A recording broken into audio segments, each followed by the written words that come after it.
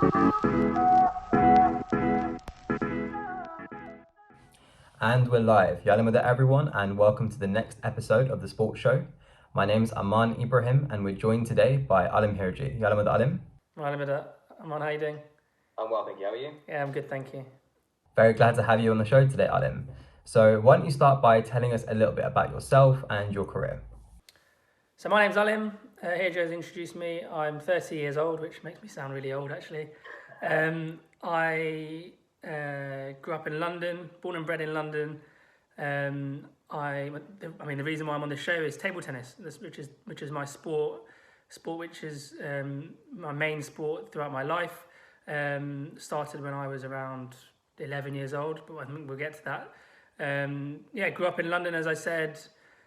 Studied economics at Nottingham University, which I know you did as well. That's obviously a bond we've got. And then I went to work at Accenture, which is a management consultancy, for a number of years. And now I'm working in the family business whilst trying to still play table tennis, amongst other sports as well. Great stuff, Alim. And I was really excited when I was asked to interview you, because obviously we know each other quite well. And I would kind of describe you as a real onion. You've got a lot of layers to peel back. So hopefully today we'll be able to see some more of those layers. So what we'll start the interview with a little bit something different, with a quick fire round. So it'll be 3 questions and answer them in the shortest time possible. So the first question is, would you rather be able to speak every language in the world or be able to talk to animals? Every language in the world, or talk to animals. Talk to animals? Which animal? No, I mean, you'd say I can talk to every animal, right? Yeah, true, but which one would you be most inclined to speak to? Maybe birds, certain birds that can fly. I think languages. Next question. Quick fire. Quick fire round, dude. Yeah, go on. Favorite book and why? Favorite book. I'm not too much of a reader. I like to listen to podcasts more. Maybe that's probably not so good, but maybe Harry Potter. I know it's a bit of maybe a childish one, but it's all-time classic. Yeah, and I grew up with it, so yeah. Yeah, for sure. Right. 3 words to describe yourself. Describe myself. Funny. You can probably attest that. Passionate, I'd say. Okay. Interesting. And happy, I guess. Good. I'm glad to hear that, Alim. Now, Alim, I've had the pleasure of watching you play many sports. Football, golf, maybe not so well, but table tennis obviously very well. So tell us a little bit about your career. Why you got into table tennis, at what age, and when things started heating up, when they started getting a little bit more serious. Yeah, so I started when I was, as I mentioned before, when I was about 11 years old. Okay. Relatively late for someone to start to compete at trying to compete at relatively high level. Sure. But at the time I played a number of other sports as well, particularly tennis at the time, where I was probably better at tennis than I was at table tennis. At that time I was probably playing both quite a lot, and then I kind of had to focus on one essentially. And the reason I chose table tennis at that time was, to be honest, the coach at table tennis really took me under his wing, and I felt a better connection with him than I did at the coach at tennis. As I said, I was probably playing better tennis than I was at table tennis, but I think part of the reason why I pushed hard at table tennis was because it was a little bit more of a challenge to me. I wasn't the most talented person at table tennis, but I had something that I wanted to win. I really was fighting, and I remember there used to be a game called Top Table, when there's a number of tables, and you win the match, you go up, you lose a match, you go down. And I just remember at the start I was not one of the better players. I just kind of started, but I somehow managed to always end near the top, just by trying to fight and trying to win, and I think that kind of pushed me to go. So I guess you'd say you're motivated by challenge, right? And you've always got quite an innate drive to push yourself and become better. And do you think that's a quality a lot of sports people at the highest level would have? And do you think that's translated into other parts of your life? 100% in terms of sport. I think you can't, talent alone cannot drive you to the top of any sport or any discipline. And yeah, of course, it helps in other aspects of life, because part of it is understanding that. So you understand that, if you're good at something or you're talented at something, which I think everyone is better and worse at certain things than other people. It doesn't necessarily mean that's your limit. Sure. In anything, not just sport. Okay, interesting. Now, was there like a light bulb moment in your career where you thought, okay, this is kind of heating up a little bit. I'm taking it more seriously, and I feel like I'm going somewhere now. And then how did that kind of progress going forward? And talk us a little bit through your journey to the upper echelons of the sport. I can't nail down a light bulb moment. I think it was a series of light bulb moments for me. As I said, I started relatively late. So when I started competing initially in the under 13 category, most of the players had known each other. They played numerous competitions. So for me, I transitioned to that in a very relatively short space of time. But getting on the ranking list, top 15 and under 13s in England, obviously gives you a spark. You then progress, and you beat certain players that you think, oh, hang on, he's a respected player. He's top 10 in England, top 5 in England, and you manage to beat these players. That helps motivate you, because it gives you kind of that self-belief. I think, as you mentioned, going up to when I was competing at the highest level for me, was probably when I was about in my late teens or early 20s. It is a lot of it is down to results. I'm not saying you should chase those results, because those results will come as you improve and as you put in the hard work and as you get better. But definitely getting those results, seeing yourself on the ranking list in certain places and competing in certain tournaments and winning certain tournaments, that definitely in your head justifies you to kind of be where you are. For sure. I guess it's a kind of striking a balance between getting those results and aiming for kind of constant self-improvement. And those kind of two forces put together, I guess, is what drives you. Would you agree? Definitely. I mean, yeah, it's a tricky one. I think everyone's motivated by different things as well.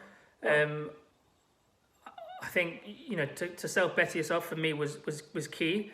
You want to improve as an athlete yourself, and as I said, the results and those things come if you put in hard work and you get and you push yourself to to better yourself in whatever you want to try and achieve. Even specific parts of your game that you want to try and improve. Sure. That's what you should be aiming for, as opposed to not. You shouldn't be aiming for results. That will come. Now, Alim, you mentioned that the peak of your career, or maybe not the peak, but the most important time of your career was in your late teens and early 20s. Could you tell us a little bit about what that looked like, what level you were competing on, and where that took you?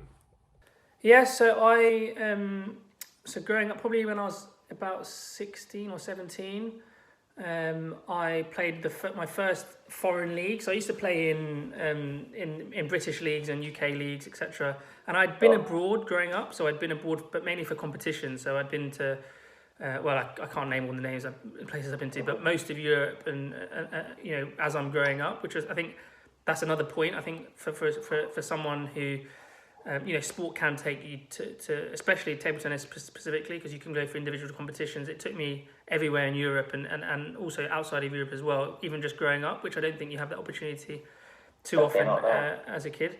And then when I was, I think, 17, I played in Hungary. So my coach was Hungarian, so I had that link. So I competed in a league there, and that was the first kind of glimpse of me being kind of a semi-professional or professional athlete. Whereas I was playing for a team, getting paid. I was actually kind of getting paid per win there, so it was more stressful.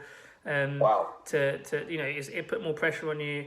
And then subsequently, when I was 18, 19, I had my highest UK ranking, so English ranking. I was ranked 13 in England, and I'd beaten some kind of, I say, big names in table tennis like Liam Pitchford and Darius Knight and people like that. Who in table tennis you probably heard of these people.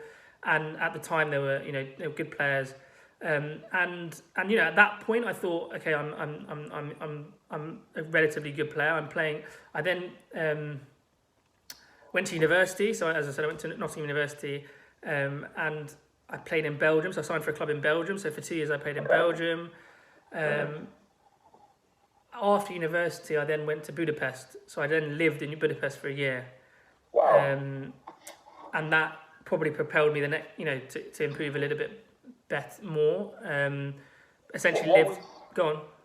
What was the decision like to take that move out to Budapest? Yeah, so education was always a key part of my kind of upbringing and growing up. And I think I did, culture, parents, I couldn't sacrifice my education for that. So I think growing up until 18, it wasn't a question of whether or not I was keeping my education. And then it was a question of, I wanted to see if I could improve. I think it was too late for me at that point to challenge to become full-time player for the rest of my life. But I still think I could. I was pushing to. I was kind of pushing towards that boundary. So I wanted to take a year out to just play full-time, and I did that after university. And I could have done that before university, probably, and I would have. It would have been great to see the difference between when I go there when I was 18, after I was just coming off the best results, as opposed to after university. But the motivation was just trying to improve. I think I was playing in Hungary. I was playing essentially 9 to 5, training, fitness every single day. Weekends competing or practicing, or I was playing in Austria, in the league in Austria. So I wanted to push myself and try and improve, and I did. I feel like I did at that level at the time. Yeah. Playing 9 to 5 is incredibly kind of strenuous, both mentally and physically. Do you think that's kind of affected the love you had for the game, maybe before and after going there? That's a good question, actually. I think when I went there to when I left, I didn't understand. I'd never done that before, right? I'd never committed to play. 8 hours a day, or maybe 6 or 7 hours a day, but maybe not on the table 6 or 7 hours a day, but including the physical, including the serve training and all that stuff. I don't think I lost any love for it, but I think I at the time I'd had a job offer from Accenture, which is also something I really wanted to do as well. And so when I finished 1 year, I was kind of a toss-up between whether or not I do another year or I go back, and I decided to come back for a few reasons, but I don't think I lost the love for it, because I'm still competing today, which is 8-9 years on from there. But I probably didn't. I kind of understand what it was to live your whole life like that, and it is essentially it changes a little bit from your hobby to a job in a degree, and that is definitely a mindset change. For sure, bringing that new dimension into things can really change the way you feel about the sport and the way you play it as well, right? Yeah. Okay, very cool. Now, if I were to ask you to pick out one highlight in your career, what would you pick? And this is in your kind of professional career. Incredibly difficult question, I know. There must be a few. Maybe there's one match that really sticks out for you. There's a few highlights, I guess. I think when I first played for England at a senior level, and wearing the England kit and all that stuff, that was quite cool. And playing with, because I was always on the periphery of the England team. I was never the core kind of A team or whatever. I was pushing into that, and yes, I'd beat a few of the players occasionally, but I was not at that level. So for me, I'd kind of played a couple of times, growing up in certain tournaments where the top guys didn't play. But the first time I played when the top guys did play and I played, and that was quite special, I think. Must have felt incredible. I think there's a couple of times where I played really, really crunch matches for title, for British League titles, like our team titles, which just stick out in my memory as I can still remember those moments. And then I guess also Jubilee Games. I mean, I played both the Jubilee Games, and that was a very different experience for me. And yeah, they're highlights for sure as well.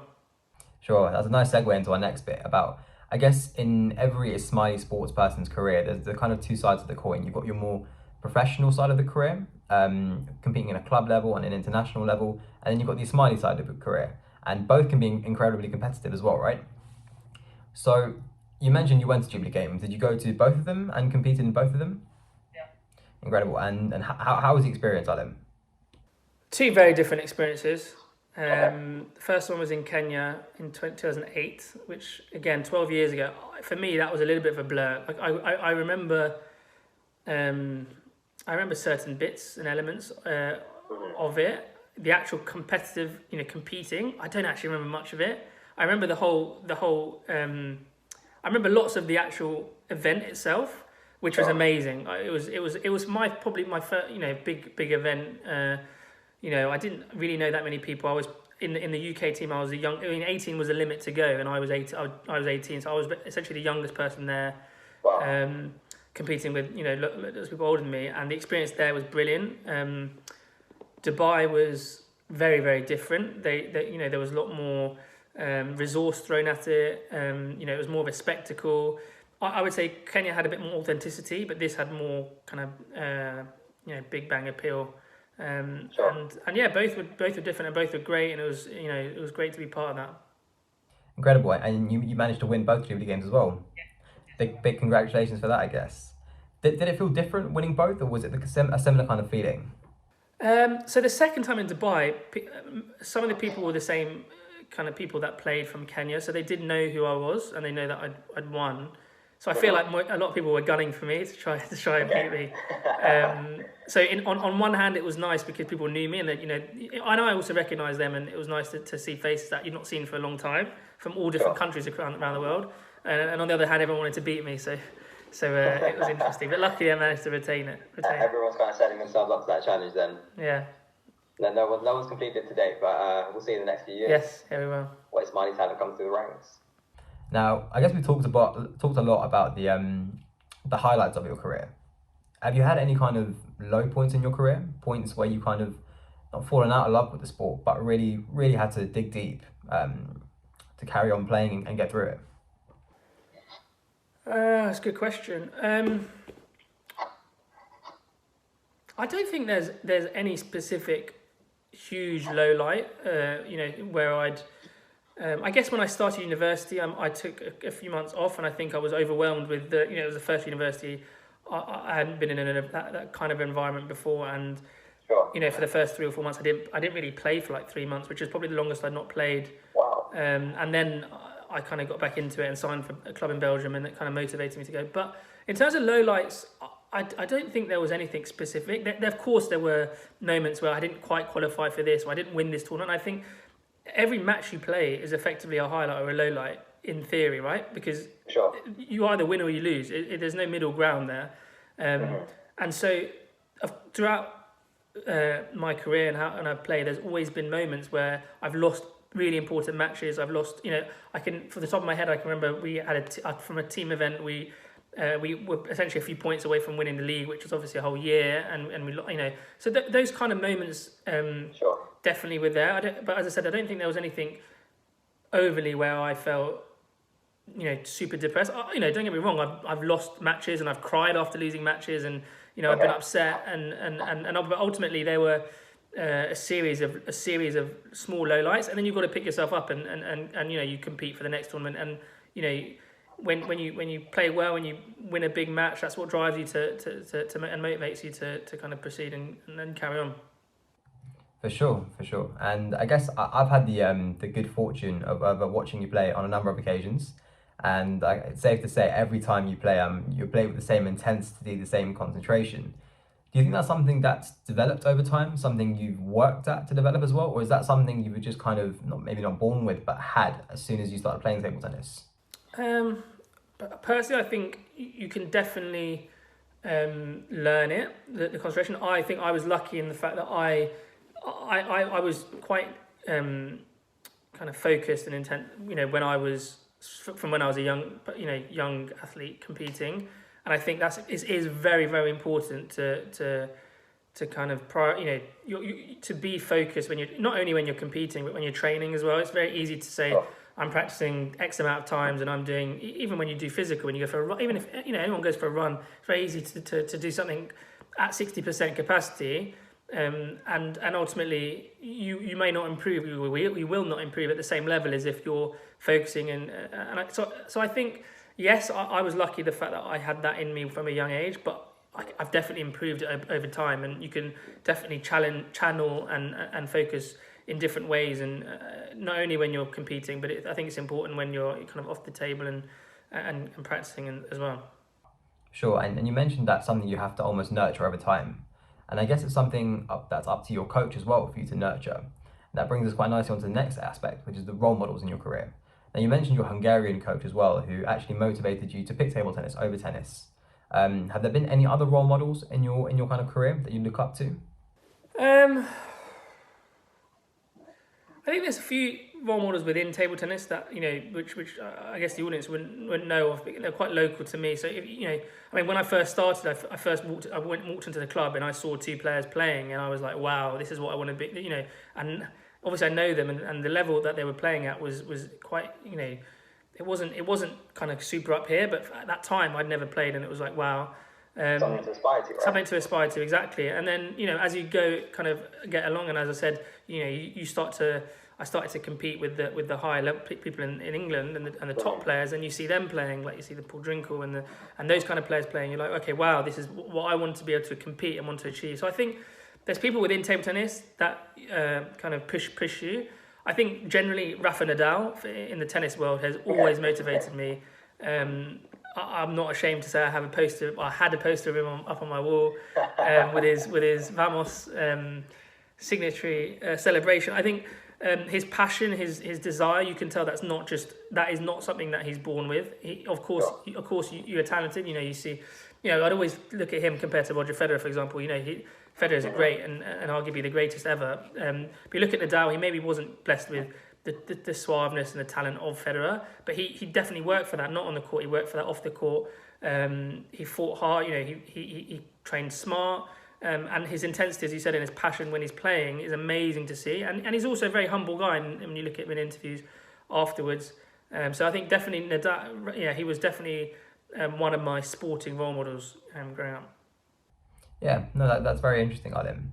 Now, you said the highlight of your career was kind of during your, late teens, early 20s when you played abroad in Belgium as well. Now, obviously, due to demands of normal life, I guess, you've toned down that kind of playing at maybe the highest level, but you still train quite a lot and play quite a lot at the moment. Do you have ambitions to go back to that level, or maybe move into something else, like coaching, playing, coaching in your local club, taking on some kids, that kind of thing? Yeah, I mean, you're right. I think as I've got older, I don't practice as much as I used to. I'm trying as much as I can to play, twice a week still, and keep and on the table, and then also keep fit. I'm interested in lots of other sports. I'm playing, tennis and golf and going to the gym and running and things like that. But table tennis is still, my biggest passion, especially from a sports perspective. And my ambition ultimately is to try and maintain as much as I can. It is a little bit heartbreaking when you go to certain tournaments and you should beat people that 10 years, 5 to 10 years ago I would have beaten players, and then you go and then suddenly you're an inch slower, or you miss balls that you shouldn't have missed. So I think I want to try and maintain at some sort of high level for as long as I can, because I still love the sport. I really do. Definitely. Amazing, Alim. So what we'll do, we'll finish the interview on two things. The first thing will be, if you had advice for anyone coming into the sport right now, what would it be?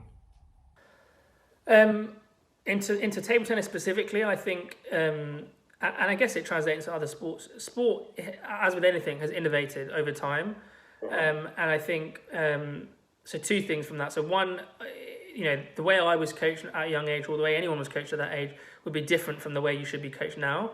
There's much higher demands on physical attributes. There's much more, the various technical things around the sport is important. And then the second thing is, as I mentioned at the start, there's absolutely no substitute for hard work and working hard. I don't care how talented you are. If you're talented, that's a bonus, and then that could propel you to higher echelons. I think you mentioned than me, but I still think you need to make sure you work hard, and yeah, that's the kind of advice I'd give. Definitely. And the last question I've got for you today, Alim, is tell us something about yourself that people don't know or wouldn't expect. Something that they don't know or wouldn't expect. Again, maybe a toss-up between two. One, I quite like romantic comedies. I don't know if that's a bad one. Interesting. Okay. And 2, I also like singing in the shower. Okay, I think we've got to know you a little bit more than we expected to today, then, Alim. Lovely stuff. Thank you very much for coming onto the show, Alim, and Yalam with everyone. Thank you very much, Ramon. Take care.